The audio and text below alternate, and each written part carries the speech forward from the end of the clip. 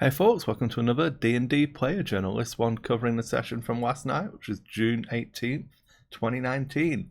So I'm going to try and recap slightly and get us all up to date and then go a little bit deeper into this session because I've pulled some of the maps and things that we had. So hopefully it'll be slightly more interesting, but let me know your thoughts on these videos, what I can do to improve them, what kind of thing you want to know about. And so I'm playing Conrad Klosterheim. He is a war domain cleric, a relatively older man. He's come to the adventuring life pretty late. He's like early 30s, 32, and he's been tasked to basically escort some wizard's apprentice out to the east. So let's pull up the map, and I've got a pin. Yeah. So I started in Castlebridge, which is like the equivalent of like the Vatican City type thing. Lots of people, holy place. Characters not really from there originally. I was dumped off at the church at a young age, and the deacon asked me to journey over here and meet with the master wizard, and yeah, it was relatively easy at the time. So we went in and met. Basically, it was getting the party together. And as we decided that we were going to be heading all the way across the kingdom to the east, Stormgate Keep, and we're going to be trying to help out there. That it's a new province, basically. The kingdom's expanding, so this is like the frontier, and that's what we were doing. So session one was basically us going back over here, meeting everybody. Then session two, we journeyed back through to Castlebridge, and then we had the encounter with the like wild cat puma thing over here. This is where we hit in session three, where we spoke with the lady who was being haunted by the ghost of the guy who was harassing her. Turned out that he wasn't really dead, and had potions of gaseous form to like sneak into her house and be a general sleaze bag. But we dealt with that in no short order, and then that's where we picked up this session. We left in the morning. We got to the big ferry across the river here, and took the ferry across. Then we carried on, pushed through the evening. We stopped at a coach house for some food, but decided to try and push on into town to try and find some cheaper accommodations. And that's relatively where I'll pick up the video proper. So we arrived in Eastport, which is slightly bigger than Aldersport, where we just left. And then as we were going through, we decided to try and find some cheaper accommodation. So I'll not blame it on the party, it was all on me. I decided that we'd probably find something cheaper down near the docks. And it's like, you've got the sailors coming in, they don't want to spend all of their money on somewhere to sleep. And we just wanted beds to crash down on and then leave.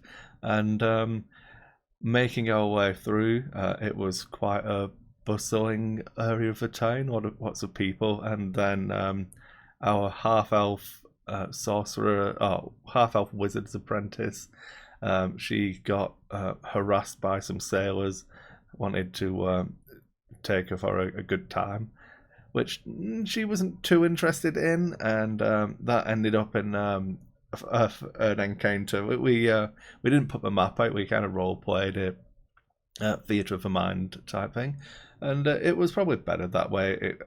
I feel like there was a chance, if I wasn't interested in that bloodshed, I was like just punched a couple of people and we threw some people into off the wharf into the sea. And I feel like if we'd have put a tactical map down, that could have escalated and people start getting stabbed, which I wasn't overly keen on. Being a man of the cloth, I try not to go indiscriminately killing everybody, but it was pretty good fun. A nice start to a session, something different. and that kind of inspired us to maybe go to the northern part of town. Because as you saw on the map, I can bring it back up again. We planned on taking this route, so we needed to leave this coastal road anyway, and then head north. So we went further north and found a boarding house there. It cost us slightly more than we wanted to spend, but we had it. We've got enough money for the journey, I think. I don't think we're going to run out. And then we set off early in the morning in the dreary rain, and that's where we had our second set of encounters. We heard some screams coming off towards the forest in the road, and started to run out to investigate, and some young girl running towards us, and behind there was some kind of giant cave bear. So we had to try and take that down. Our rogue tried to use his blowpipe, but it got from looting the corpse of the guy in Aldersport. So he had a poison blow, like some sweet toxin dart things, but we didn't. Our alchemist wizard apprentice didn't make us any sweet toxin in the night, so it was just some darts. And luckily the wind blew it short anyway, so it didn't matter. But we got in there, and I'm figuring out that the Wardmain cleric's actually really pretty good at these early levels where I can do multi-attack effectively because of my my priestly abilities. Twice a day at the moment I can do an extra attack as a bonus action. So I put some hurt onto this bear, and then the rogue managed to get around it and finish it off. It mauled and bit me a little bit. I was only a little bit bloody and nearly dead. So I used some of my spells to heal myself back up. Used one of my hit dice, and it was all going okay. Like the one we rescued decided to travel with us.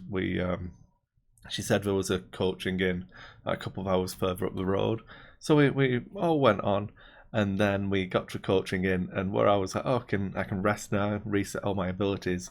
There was a big fight going on in the coaching in. There was what looked to be two guys in some uniform that we didn't recognise, surrounded by 4 other people, and it was escalating, and crossbow bolts were being fired, and we went in, and I put your weapons down. We just want to have talk it out. We'll all get some food. It'll all be okay. They weren't having any of that, so I strode and I spur the dying on one of the people as he went down, and I put myself in the middle of it. I made sure to use my actions doing stuff that was like spurring the dying, not swinging my hammer. So I wanted to try and keep us out of it if possible.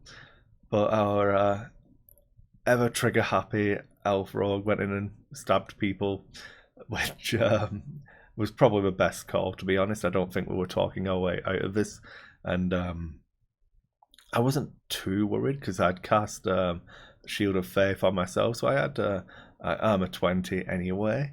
So I'll be okay. Obviously, DM rolls a 21 for the first attack on me. I failed my concentration check by rolling at a 3 or something terrible, and lose my Shield of Faith, and then everyone piles in. So I'm back to being bloodied again. We deal with most of them relatively quickly. There's the 4. But they continued targeting what turned out to be these 2 bounty hunters. They took them down. Like I said, I already spurred the dying of one of them, so he was stabilised on 0 hit points and pretty much ignored for the rest of the fight. But it was close. I think I got down to 2 hit points at one moment, and then had to drink my healing potion. And then the dice averaged out, and it was fine. I didn't get too badly injured after that. And it was really interesting. The flow of the game was pretty good. Everyone got to try out their abilities. I realized it showed me the detriments of being overly trigger happy on all of my stuff, because using the 2 attacks is pretty strong. But I only have 3 spell slots, and I only have 2. I can't remember what we call now. 2 of the uses of the War Domain Cleric ability at the moment, and a War Priest. I think that's what it's called, the War Priest ability. So I've got to try and make sure that I don't just use them on the first thing we're fighting. Maybe have a little bit more faith in the rest of the party to be able to deal damage, rather than thinking I need to rush in and put the beat down on something early. But I was well done by Greg. He really managed our resources pretty well. Punished us for being overly aggressive in the first encounter by having this second encounter before we'd had a chance to take a long rest. Yeah, I think Jeff, who's playing the Wizard's Apprentice, felt the same thing, because he realised that he hasn't taken an offensive cantrip. He only has his spells. So at these lower levels now, he's having to get in and stab stuff with his dagger, which is really not optimal for him. But I don't think he's worried about it. Greg's not the kind of DM who's going to punish us for mistakes in making new characters, because he's never played a spellcaster before, so I don't think he quite got how much hassle it was going to be having to refresh, do a long rest to refresh his spells and stuff. I've played an Eldritch Knight before, so I kind of was knowing what to expect and how to try and manage those spell resources. Yeah, that was the best part of it. We got some decent loot, got a lot of gold.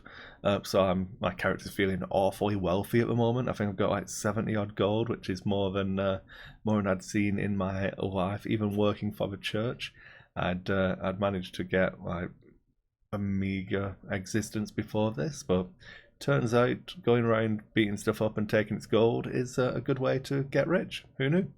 I also managed to get a magic item from this one, from the last session. We gave the rogue a +1 short sword and the blowpipe, and then the wizard got an alchemist jug, so he can make different potions and things.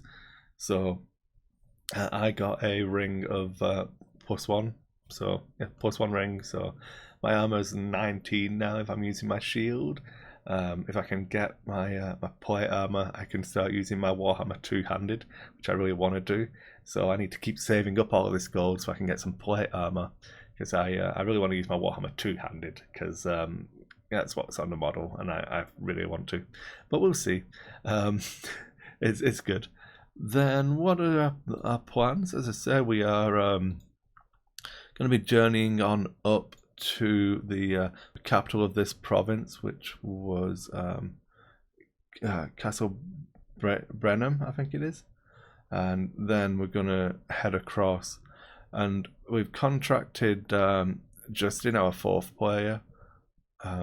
He's been paid up as a mercenary to come and journey with us to Knightsbridge. So this is where we'll probably stop here for maybe 1 or 2 sessions before we make the trek through the wilderness. And I think that'll be where hopefully we'll feel like a party at this point, and we'll stop having to actually pay Justin, because hopefully we'll have seen that we've paid him, so he wasn't really entitled to any of the loot. So we're not giving him any of the magic items because we paid him up front. So that was pretty funny, because especially because Justin actually couldn't make this session. He was having to work, so Greg played his character for him as an NPC, and not even entering our minds to give him any of the magic items. Like, oh yeah, well, you've already been paid, so we'll move on. Any objections? Oh no, okay.